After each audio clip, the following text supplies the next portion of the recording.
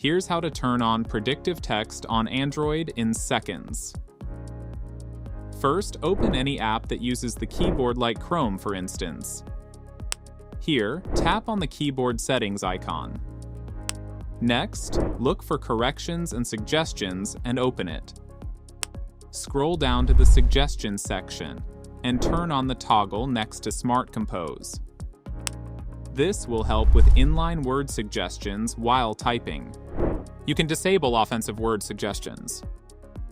Next, enable Suggestions Strip, Word Suggestions, and Next Word Suggestions. If you'd like, you can also turn on Smart Replies for additional typing suggestions. Now, exit the Settings app and open any app where you can type like Instagram, for example. Type a word like hi, then press the spacebar. You'll see the keyboard start suggesting or predicting the next word.